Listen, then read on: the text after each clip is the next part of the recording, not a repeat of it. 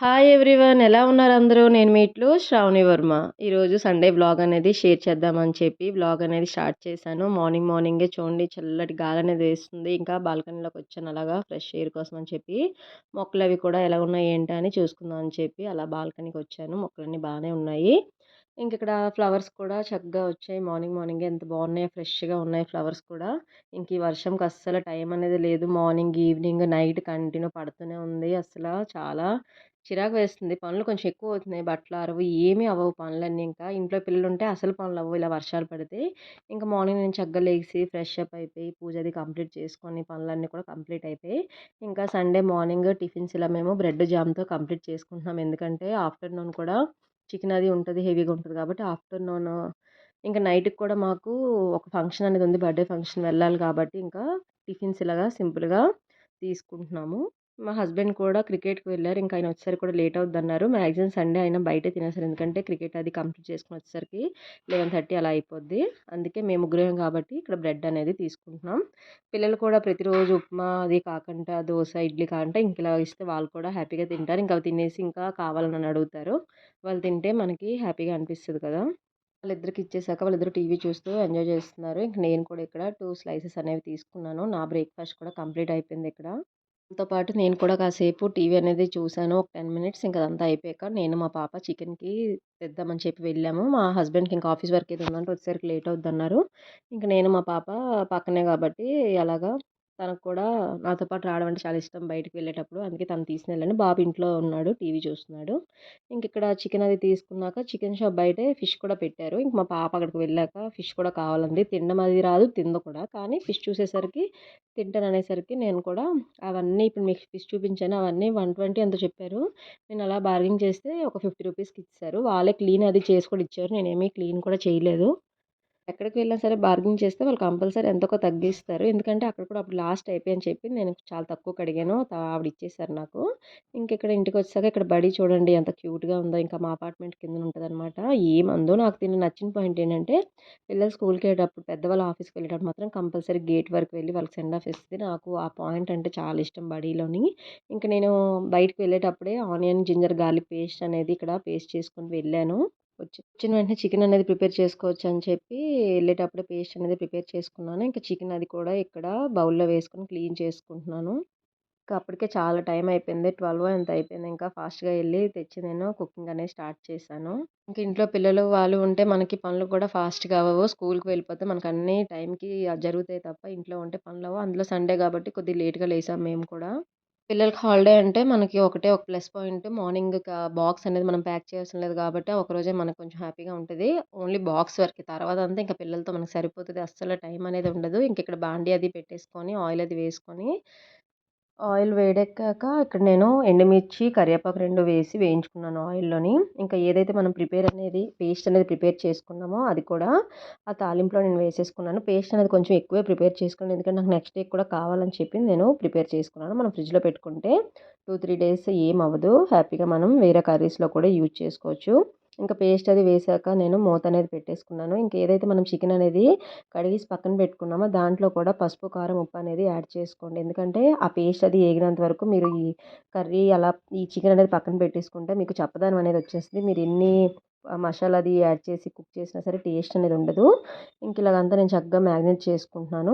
ఇంకా ఆఫ్టర్‌నూన్‌కి మా ముగ్గురికే అనమాట చికెను. అందుకే నేను కొంత చికెన్ అనేది ఇక్కడ బాక్స్‌లోకి తీసేసుకుంటున్నాను. ఆఫ్టర్‌నూన్ మా హస్బెండ్‌కి ఆఫీస్ వర్క్ ఈవినింగ్ వరకు ఉందంట. ఇంకా రానని చెప్పేసారు. మా ముగ్గురికి కాబట్టి నేను కొంచెమే వండుతున్నాను చికెన్ కర్రీ అనేది. ఈవినింగ్ కూడా ఎలాగో బర్త్‌డే పార్టీకి వెళ్తాం కాబట్టి ఇంకా ఒక పూటకే మనకి వంట కాబట్టి నేను ఇంకా ఏమి ఇక్కడ ఎక్కువ కుక్ చేయట్లేదు. ఫ్రిడ్జ్‌లో పెట్టేసుకున్నాను చికెన్ అనేది.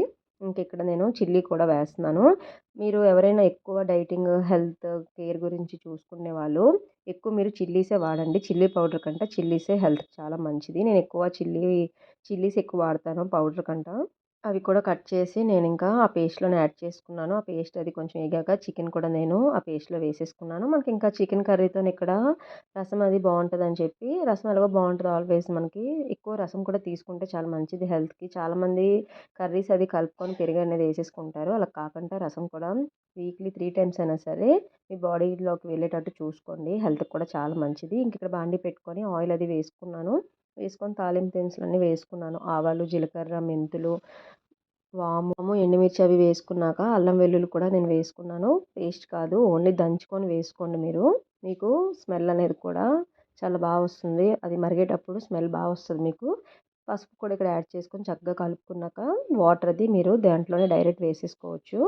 రసంలో కూడా చాలా వెరైటీస్ చేస్తారు. నేను ఇక్కడ ఒక వెరైటీ ఆఫ్ మీకు రసం అనేది చూపిస్తున్నాను.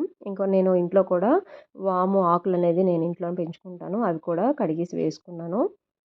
నేను కూడా చాలామంది ఇంట్లో చూసాను. వామాకులు కూడా పెంచుకుంటున్నారు. అవి చక్కగా మీరు ఇలా రసంలో యాడ్ చేసుకోండి. స్మెల్ కూడా చాలా బా వస్తది. మనం తాలింపులో ఎలాగైతే వామేస్తామో, ఇది మరిగేటప్పుడు కూడా మీరు బాయిల్ చేసేటప్పుడు లేకపోతే బాయిలింగ్‌కి ముందు పెట్టేటప్పుడు కూడా వామాకులనేవి వేసుకోండి. చాలా బావుంటది మీకు స్మెల్ అనేది. వాము కూడా మనకి డైజెషన్‌కి చాలా మంచిది. ఇంకా అవన్నీ వేసాక నేను ఇక్కడ సాల్ట్, చింతపండు, కరివేపాకు, కొత్తిమీర కూడా వేసి చక్కగా బాయిల్ చేసుకుంటున్నాను. ఇంకిక్కడ రసం కూడా ఒక పక్కన పెట్టేసుకున్నాను నేను. రైస్ కూడా పెట్టుకున్నాను. ఇంకా చికెన్ కర్రీ ఎలా అయిందా ఏంటా అని ఒకసారి చెక్ చేసుకుంటున్నాను. ఈ లోపల పిల్లలు కూడా హోంవర్క్స్ అవి కంప్లీట్ చేసుకుంటున్నారు. నేనింకా సండే కొంతసేపు ఆడుకొని, కొంతసేపు చదువుకున్నారు. ఇంక సండే కూడా ఈవినింగ్ కూడా బయటకి వెళ్తామని చెప్పి, ఇంకా ఏవేవైతే ఇన్‌కంప్లీట్స్ ఉన్నాయో అవన్నీ నేనిక్కడ కంప్లీట్ చేయించేస్తున్నాను. ఇంకా వచ్చిన వెంటనే ఫిష్ అనేది నేను వాటర్ ఏసి పక్కన పెట్టాను. ఎందుకంటే అప్పటికి టైం అయిపోయింది కాబట్టి ముందు చికెన్ అది ప్రిపేర్ చేసుకున్నాను. ఇంకా ఫిష్ కూడా చక్కగా అంతా కడిగేసుకొని బాక్స్‌లో పెట్టేసుకున్నాను. నాకు ఆ ఫిష్ మొత్తం 50 రూపీస్‌కి వచ్చింది. బానే ఇచ్చారు ఆవిడ. క్లీనింగ్ కూడా ఆవిడే చేసి ఇచ్చారు. ఇంటికొచ్చాక నేను కొంచెం క్లీన్ చేసుకున్నాను. కట్ చేసి ఆవిడ ఇచ్చేశారు. ఇంకిక్కడ రసం కూడా కంప్లీట్ అయిపోయింది. ఎంత చక్కగా బాయిల్ అయిందో మంచి స్మెల్ అనేది వస్తుంది. నాకైతే అక్కడ నేను కుక్ చేశాను కాబట్టి మీకు రాదు కాబట్టి ఈసారి మీరు కూడా ఈ టైప్‌లో కుక్ చేసుకోండి. చాలా బావుంటది రసం అనేది. చికెన్ అది కూడా వేగిపోయాక నేనిక్కడ పసుపు, కారం, ఉప్పు అవి మసాలా అవి అన్నీ యాడ్ చేసి చక్కగా కలుపుకొని మూత పెట్టేసుకున్నాను కాసేపు. ఇంకా మూత పెట్టుకొని వాటర్ కూడా యాడ్ చేసుకున్నాను. ఇంకా లాస్ట్‌లో ఫైనల్ లుక్ ఇదనమాట. చికెన్ అనేది కూడా చాలా టేస్టీగా వచ్చింది కర్రీ అనేది. ఇంకా ఒక 5 మినిట్స్ బాయిలింగ్‌కి పెట్టాను. ఇంక ఎప్పుడైతే మనకి ఇలాగా ఆయిల్ అనేది పైకొస్తదో మనకింకా చికెన్ కర్రీ అనేది రెడీ అయిపోతుంది. ఇంకా పిల్లలు కూడా కాసేపు వాళ్ళ దగ్గర కూర్చున్నాను. హోంవర్క్స్ అవి కంప్లీట్ అయిపోయన్నారు. ఒకసారి రీడింగ్ కూడా చేద్దామని చెప్పి పక్కన కూర్చున్నాను. హోంవర్క్స్ డైరీ కూడా ఒకసారి చెక్ చేసుకుంటున్నాను. డైరీలో ఇచ్చింది హోంవర్క్స్ కరెక్ట్‌గా ఉన్నాయా లేదా అని చూస్తున్నాను. ఇక్కడ మా పాపకి ఒక హోంవర్క్ ఏం చేశారంటే, ఇచ్చేసారు హోంవర్క్ అని బుక్ మేడం దగ్గర ఉంచేసుకున్నారు. నేను బుక్ చూపించమంటే, లేదు మా మేడం మర్చిపోయి ఇచ్చేసారు. కానీ బుక్ మేడం దగ్గర ఉంచుకున్నారని చెప్పి అక్కడ డిస్కస్ చేస్తుంది. అస్సలు తగ్గదు ఈ విషయంలో కూడా. ఇంక బాబుకి కూడా ఇక్కడ రీడింగ్ చేయిస్తున్నాను నేను.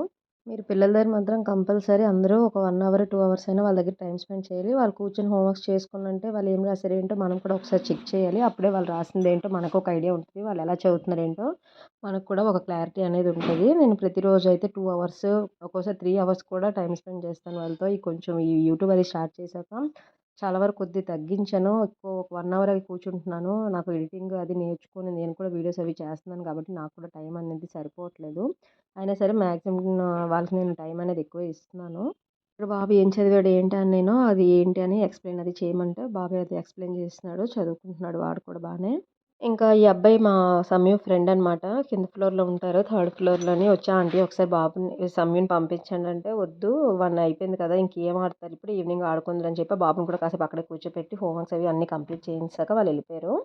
ఇంకిక్కడ మేము కూడా లంచ్ అనేది స్టార్ట్ చేసాం. అప్పటికే 2:30 అంత అయిపోయింది. లంచ్ స్టార్ట్ అయ్యాక హోంవర్క్స్ అన్నీ కంప్లీట్ చేసి ఇంక ఈవినింగ్ ఎలాగో మళ్ళీ బుక్స్ ఓపెన్ చేయరు కాబట్టి ఇంక అన్నీ డైరీ ప్రకారంగా అన్నీ బ్యాగ్ అంతా సర్దేయించుకున్నాను పిల్లలతో.